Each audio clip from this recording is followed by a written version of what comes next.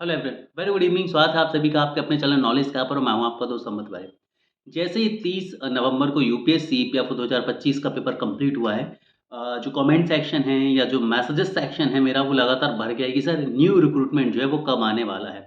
ठीक है। और बच्चों को लगातार ये चीज़ भी पता है कि नॉलेज का है पर हमेशा ऑथेंटिक इन्फॉर्मेशन मेरे द्वारा शेयर करी जाती है। ठीक है। जैसे कि 2020-21 का रिक्रूटमेंट हो जहाँ पर मैंने आपको बताया था कि भाई 5 सितंबर को पेपर होगा, जो कि बिल्कुल भी चांसेस नहीं थे, या 2023 की इन्फॉर्मेशन हो, या 2024 के शुरुआत में जहाँ सारे यूट्यूबर्स चिल्ला रहे थे कि 2 महीने 4 महीने, मैंने आपसे क्रिस्टल क्लियर बोला था कि 2024 में कुछ नहीं होने वाला है, दिसंबर के बाद ही आपको कुछ इन्फॉर्मेशन मिलेगी, और वही हुआ था। और साथ में एक लाइन में बोलते आ रहा था कि भाई जो एग्ज़ाम रहने वाला है आपका, ये 2025 में आप 100% एग्ज़ाम दोगे, और वही हुआ है कि 2025 में आप एग्ज़ाम दे रहे हो। ठीक है, सॉरी दे चुके हो एक्चुअली में, ठीक है, वही चीज़ है। तो बच्चों का बहुत ट्रस्ट हो, बच्चे लगातार लगे हुए हैं कि सर आप अब ये बताइए कि नेक्स्ट रिक्रूटमेंट जो है वो कब होने वाला है, और इसके बारे में मैंने आपको एक हिंट भी दी थी आपके पेपर से पहले कि भाई नया रिक्रूटमेंट के बारे में भी एक अपडेट है मेरे पास, ठीक है। लेकिन मैंने ये इसलिए नहीं बताया था ताकि हर एक स्टूडेंट 30 नवंबर वाले पेपर को भाई अपनी फुल पोटेंशियल, फुल एनर्जी दे और उसके साथ ही उस एग्ज़ाम को जो है वो फेस करे। इसीलिए मैंने जो है बीच में 30 नवंबर के पहले इस तरह का कोई भी वीडियो नहीं बनाया आप सभी के लिए, ठीक है? कि आप भाई गिव अप ना कर दो, आप ये ना सोचिए कि अब अगले रिक्रूटमेंट में देखेंगे आना ही तो है, ठीक है? तो आई डिडन्ट वांट दैट। मैं चाहता था कि हर एक स्टूडेंट इस एक अपॉर्च्युनिटी को बेस्ट और लास्ट अपॉर्च्युनिटी मानकर अपना बेस्ट और लास्ट दे, ठीक है? समहाउ यूपीएससी ने बहुत सारे मेजर चेंजेस कर दिए। 2023 में भी हमें चेंजेस देखने को मिले थे, बहुत सारे बच्चों की उम्मीद टूटी थी। 2025 में भी वही हुआ कि यूपीएससी ने बहुत ज़्यादा मेजर और ड्रास्टिक चेंजेस कर दिए। जिस प्रिपरेशन स्ट्रैटेजी के साथ बच्चे गए थे, वो स्ट्रैटेजी पूरी तरह से बदल गई। ठीक है? तो moderate to tough definitely paper था, कोई इश्यू के बारे में तो अब कुछ कह ही नहीं सकते उससे। तो अब बात करते हैं हम नेक्स्ट अपकमिंग नोटिफ़िकेशन के बारे में। तो देखिए, जो आपका नेक्स्ट अपकमिंग नोटिफ़िकेशन है वो 2027 में है, और 2027 के सेकंड हाफ में है। मतलब यानी कि जो नोटिफ़िकेशन आपको मिलेगा वो 2027 के सेकंड हाफ में मिलेगा। ठीक है? सेकंड हाफ मतलब जुलाई के बाद ही आपको नोटिफ़िकेशन जो है वो देखने को मिलेगा, और जो आपका एग्ज़ाम होगा वो वही फिर सेम सिनेरियो है कि भाई आपके लास्ट ऑफ द मंथ तक एग्ज़ाम जाएगा, नवंबर-दिसंबर तक ही आपका मंथ जाएगा, और क्वाइट पॉसिबल कि भाई थोड़ी-सी डिले भी हो चीज़ें और आपका जो एग्ज़ाम है वो थोड़ा-सा लेट चला जाए। लेकिन 2027 के लास्ट तक आपको इस प्रोसीजर की सारी क्लैरिटी जो है वो हो चुकी होगी। जैसा कि मैंने 2024 में ऑलरेडी आपसे शुरुआत में ही बोल दिया था कि 2025 में आप एग्ज़ाम दे रहे होगे। वही एक बोल्ड स्टेटमेंट है कि 2027 लास्ट तक आपको नोटिफ़िकेशन क्रिस्टल क्लियर हो जाएगा, कोई दिक्कत की बात इसमें नहीं है। लेकिन 2 चीज़ें हैं यहाँ पर जो आपको सुननी ज़रूरी है। पहली चीज़ ये है कि यहाँ पर पैटर्न में कुछ चीज़ें चेंज देखने को मिलेंगी आपको, क्योंकि कैडर रिकंस्ट्रक्शन का प्रोग्राम जो है वो यूपीएससी चला रहा है ईपीएफओ के लिए, मतलब ईपीएफओ में कैडर रिकंस्ट्रक्शन का कार्यक्रम चल रहा है। तो वैकेंसीज़ में मॉडिफ़िकेशन का भी काम चल रहा है। तो एक चीज़ तो बहुत क्रिस्टल क्लियर है कि 2027 में नंबर ऑफ वैकेंसी बढ़ेंगी, डेफ़िनिटली बढ़ेंगी, लेकिन साथ में कुछ मेजर चेंजेज़ हमें पोस्ट के स्ट्रक्चर में भी देखने को मिल सकते हैं, इसमें कोई डाउट नहीं है। जहाँ तक क्वालिफ़िकेशन की बात रहेगी, कोई मेजर चेंज आपको देखने को नहीं मिलेगा। सिलेबस की बात करें तो सिलेबस कुछ भी हो, यूपीएससी हमेशा बदलाव करता है, तो उसके लिए आप बिल्कुल रेडी रहिए कि 27 के पेपर में भी अनएक्सपेक्टेड चीज़ें आपको देखने को मिलेंगी फॉर श्योर। लेकिन अब एक इम्पॉर्टेंट चीज़ जो आप सभी को ध्यान में रखनी है, वो ये रखनी है कि मैं 2024 जुलाई से पढ़ाना चालू कर दिया था, और हर एक स्टूडेंट से मैंने बोला था कि भई अभी से पढ़ना चालू कर दो। ऐसा नहीं हो कि आपके पास नोटिफ़िकेशन आए, नोटिफ़िकेशन के 3-4 महीने बाद एग्ज़ाम हो और आप एग्ज़ाम के लिए रेडी ही ना हो पाओ, और ये बहुत सारे बच्चों के साथ हुआ। एग्ज़ाम के 2 दिन पहले तक भी ऐसे कमेंट्स पड़े हुए हैं, आप लोग जाकर देख सकते हैं कि सर हमने तो कुछ भी नहीं पढ़ा, हमारी कोई भी तैयारी नहीं हुई, इतना जल्दी एग्ज़ाम हो गया।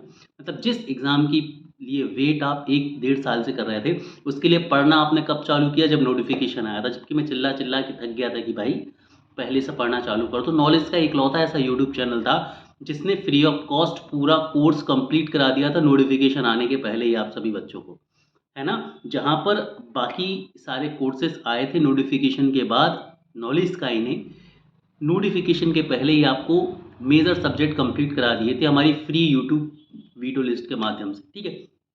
तो अब इस एक्सपीरियंस के बाद मैं यही बोलूँगा कि भाई अभी 6 महीने अपने आप को दो, किसी दूसरे एग्ज़ामिनेशन की तैयारी करो। बिल्कुल मैं ये नहीं बोलूँगा कि नहीं कल से या आप अगली ईपीएफओ में लग जाओ, बिल्कुल नहीं। 1 साल सफिशिएंट होता है ईपीएफओ के लिए।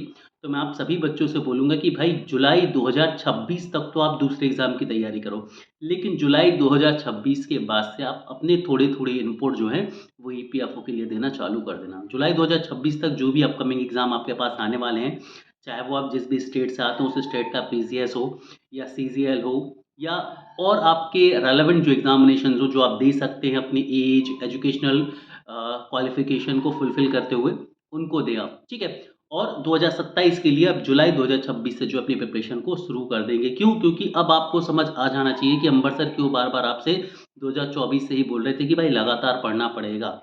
वो सभी बच्चे जो लंबे समय से प्रिपरेशन कर रहे थे, जिन्होंने मैं हमेशा बोलता था कि भाई अभी 1 साल जैसे नोटिफ़िकेशन नहीं आ रहा था, मैंने जुलाई में ही आपसे बोला था कि अभी नोटिफ़िकेशन नहीं आ रहा है, तो आप इन 6 महीने अपने कोर सब्जेक्ट के ऊपर काम करना चालू कर सकते हो और वही हुआ।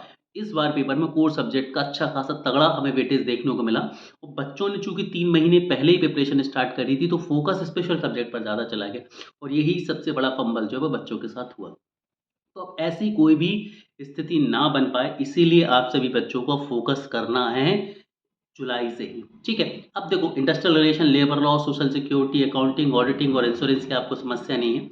नॉलेज स्काई के इस बार के गोल्डन फैक्ट से आपको समझ आ गया है कि भाई अंबर सर का ये जो गोल्डन फैक्ट वाला कांसेप्ट है, ये आपको बहुत कम समय में industrial relation, labour law, social security, accounting, auditing में जो भी क्वेश्चन्स आएँगे, चाहे वो 10 आएँ, 15 आएँ, 20 आएँ, 25 आएँ, जो भी क्वेश्चन आएँ, वो आपको बढ़िया तरीके से स्कोर हो जाएँगे, कोई समस्या नहीं है। तो अब हमें बाकी कोर सब्जेक्ट पर थोड़ा-सा काम करना पड़ेगा, करंट अफ़ेयर पर थोड़ा-सा काम करना पड़ेगा और बाकी के एरियाज़ पर भी हमें काम करना पड़ेगा। ठीक है? सो ये आप सभी के लिए एक डायरेक्शन है मेरी तरफ से कि अभी 6 महीने दूसरे से एग्ज़ाम पर फ़ोकस करो और जुलाई 2026 से थोड़े-थोड़े इनपुट देना चालू कर देना और उसके बारे में मैं आपको अपडेट करता रहूँगा। रही बात न्यू रिक्रूटमेंट की, तो अब 2026 का न्यू रिक्रूटमेंट 2027 वाला जो न्यू रिक्रूटमेंट आने वाला है, इसके बारे में कोई भी इन्फॉर्मेशन अब मैं आपको जुलाई 2026 तक नहीं देने वाला हूँ। मतलब अब जुलाई 2026 तक मेरे पास ऐसी कोई भी रिक्वेस्ट प्लीज़ ना आए कि सर अपडेट दीजिए। अपडेट मैंने आपको एक बार दे दिया और आप सभी जानते हैं कि चीज़ें नॉलेज स्काई पर जो मैं बताता हूँ वो फाइनल होती हैं। और इस बार भी मैं आपसे बोल रहा हूँ वही फाइनल है। एक चीज़ के लिए बस माफ़ी चाहूँगा, जो एडमिट कार्ड के बारे में मुझे पता चला था, वो भी उन्हीं ऑथेंटिक सोर्स से पता चला था, बट समहाउ किसी तरह से ऐसा हुआ कि भाई उसके बाद भी 2 दिन पोस्टपोन हो गया। लेकिन मैंने आपसे ये बोला था कि भाई एग्ज़ाम पोस्टपोन नहीं हो रहा है, दैट इज़ गारंटीड, आप 30 नवंबर को पेपर दे रहे हो। और पेपर दे रहे थे आप, ठीक है? सो उस एक छोटी-सी चीज़ के लिए ज़रूर माफ़ी चाहूँगा कि 2 दिन डिले हो गया था जो मैंने आपसे बोला था। बाकी हालाँकि अब ये तय है कि 2027 में आप एग्ज़ाम दे रहे होंगे। 2027 के लास्ट-लास्ट तक आप लगभग चीज़ें क्लियर बहुत हो जाएँगी आपके लिए, तो बिल्कुल भी परेशान नहीं होना है। अगले 6 महीने दूसरे एग्ज़ाम पर फ़ोकस करो। मैं और दूसरे एग्ज़ाम्स ढूँढ रहा हूँ और उन दूसरे एग्ज़ाम्स की प्रिपरेशन आपको कराऊँगा, आप सभी बच्चों को, और सभी लोग जो भी एलिजिबल हो जिस भी कैटेगरी में, उसकी तैयारी करेंगे। अब ईपीएफओ के बारे में हम बात करेंगे 2026 में। अगले रिक्रूटमेंट की बात कर रहा हूँ। अभी 2025 का जो रिक्रूटमेंट है, इसके इंटरव्यू की तैयारी है, ये सारी चीज़ें तो हम करेंगे डेफ़िनिटली। इसके बाद हम इंटरव्यू की तैयारी के लिए भी जो है बच्चों को गाइड करेंगे। आपके अलावा जो जिन बच्चों के साथ चीज़ें सही नहीं हुई, एडमिट कार्ड नहीं आया, उससे रिलेटेड केस है या सारी चीज़ें ये पैरेलली हमारी चली रही, तो 2025 पर लगातार बात चलती रहेगी। लेकिन न्यू रिक्रूटमेंट के बारे में जुलाई 2026 तक कोई भी बात नहीं करूँगा, यही स्टेटमेंट फाइनल रहेगा मेरी तरफ से। तो हैव अ ग्रेट डे, पढ़ते रहिए, आगे बढ़ते रहिए। जल्दी मिलते हैं।